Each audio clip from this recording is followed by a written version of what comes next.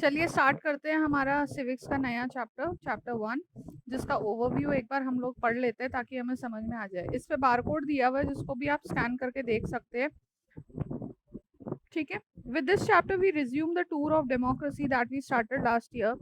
We noted last year in democracy all power does not rest with any one organ of the government, means morning, or an intelligent sharing of power among legislature, executive and judiciary is very important to design of a democracy.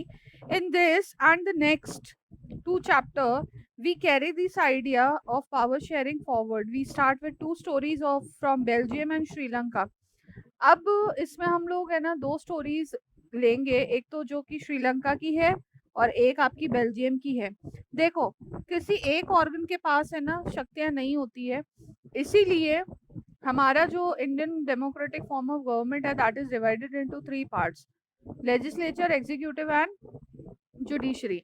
Judiciary is free from everything. Judiciary किसी के भी दबाव में नहीं है। मेरे से 1 घंटे बाद ले लेना है ना। तो जुडिशरी तो किसी के अंडर नहीं है, judiciary is free from everything.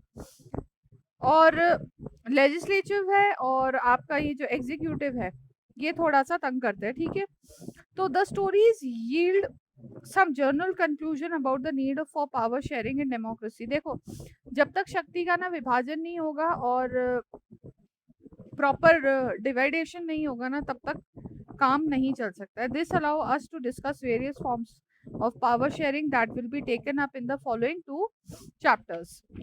अब सबसे पहले तो हम लोग है ना बेल्जियम और श्रीलंका दोनों की स्टोरीज के बारे में देखेंगे। ठीक है, तो बेल्जियम तो क्या है? Belgium is a small country in Europe, smaller in area than the states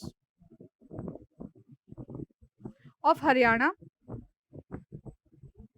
It has borders with France, the Netherland, Germany and Luxembourg. ठीक है, बेल्जियम जो कि एक देश है यूरोप का, जो कि मतलब है ना एरिया में हरियाणा से भी ज्यादा छोटा है। ठीक है, अब वो बता रहा है किससे टच है उसकी बाउंड्रीज: फ्रांस, नीदरलैंड, जर्मनी और लग्जमबर्ग। ठीक है, इसकी जो पॉपुलेशन है is little over 1 crore, about half the population of Haryana, मतलब हरियाणा की आधी जनसंख्या जितना वहाँ का है। The ethnic composition of the small country is very complex. ठीक है, how of the country's total population, मतलब पूरी जो उस देश की जनसंख्या है, 59% lives in the Flemish region. Flemish region में रहते हैं जहाँ पे डच बोलते हैं, और जो 40% लोग हैं वो कहाँ रहते हैं? वेलोनिया रीजन में, जहाँ पे फ्रेंच बोलते हैं। Remaining 1% of the Belgian speak German. अब 3 भाषा बोलने वाले रीजन्स हो गए हैं। And in the capital city 80% people speak French while 20% speak Dutch. ठीक है, तो अब इस कंट्री में क्या हुआ? बेल्जियम में हमने देखा कि 3 एरियाज में डिवाइडेड है, जहाँ पे डच, फ्रेंच और एक जगह पे कौन सी लैंग्वेज बोल रहे थे? डच है, फ्रेंच है, तो 2 लैंग्वेजेस है जो बोल रहे हैं। ठीक है, अब जो माइनॉरिटी है, जहाँ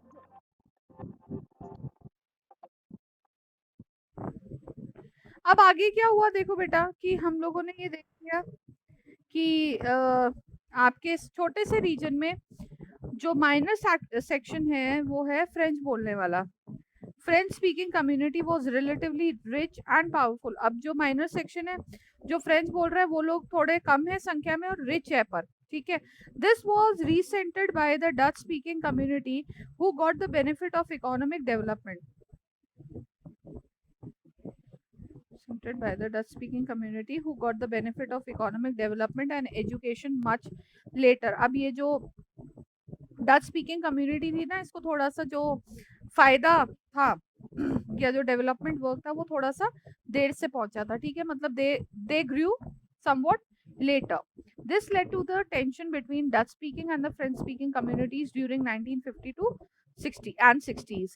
The tension between the two communities were more acute in Brussels. अब ब्रुसेल नाम की जगह पर ना बहुत ज्यादा टेंशन थी। Brussels presented a special problem जो कि थी the Dutch speaking people constituted majority in the country but a minority in the capital. अब क्या था कि ना जो डच स्पीकिंग लोग थे वो लोग बहुत ज़्यादा थे, ठीक है, मेजॉरिटी में थे, पर क्या था, माइनॉरिटी कैपिटल में थी। Let us compare this to situation in another country. अब श्रीलंका में क्या है, आइलैंड है नेशन का, just a few kilometres off the southern coast of Tamil Nadu. It has about 2 crore people, about the same in Haryana like other nations in the South Asia region. Sri Lanka has a diverse population. The major social group is Sinhala speakers. Sinhala speakers है जो कि 74% है, और Tamil speaker 18% है।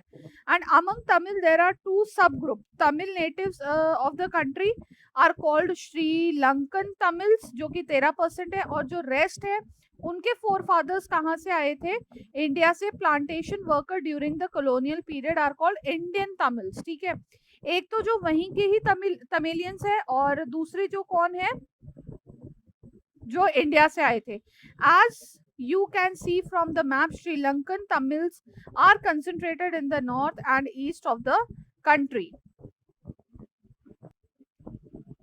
Most of the Sinhala speaking people are Buddhist, while most of the Tamils are Hindus और Muslims. हमने श्रीलंका के culture के बारे में क्या जाना कि वहाँ पे एक तो ना आपको बुद्धिस्ट पीपल ज़्यादा मिल जाएंगे, बुद्धिज्म को फॉलो करने वाले। बाकी जो सर्वाधिक जनसंख्या है वो तमिलियंस की है, जो कि वहाँ पे नेटिवली रह रही है और कुछ यहाँ से गई थी, ठीक है, during the colonial period. There are about 7% of Christians who are both Tamil and Sinhala, मतलब अब क्रिश्चियंस भी मिल जाएंगे। साउथ इंडियन रीजन में आपको क्या मिलते हैं, Christians, Christianity is in. Just imagine what could happen in an in situation like this. In Belgium, the Dutch community could take advantage of its numeric majority and force its will on the French and German speaking population.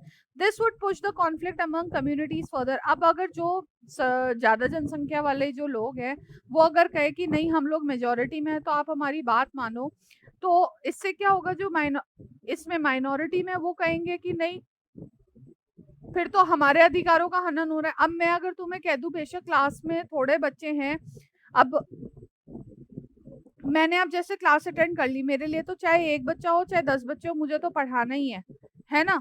पर मैं कह दूं कि नहीं, मैं video सिर्फ उसी बच्चे को भेजूंगी जो सिर्फ है ना क्लास अटेंड कर रहा है, बाकियों के साथ तो पार्शियलिटी हो जाएगी ना, वो आज नहीं तो कल तो आएंगे ना स्कूल पढ़ने के लिए, तो उनके लिए थोड़ा सा देख करके चलना पड़ता है, ठीक है। This could lead to a very messy partition of the country. Both the sides would claim control over Brussels. In Sri Lanka, the Sinhala community enjoyed an even bigger majority and could impose its will on the entire country. Now let us look at what happened in both these countries. अब हमें इसको पढ़ने पर जानने को मिलेगा कि actually हुआ क्या था। इसको हम लोग कंटिन्यू करेंगे हमारी नेक्स्ट क्लास में।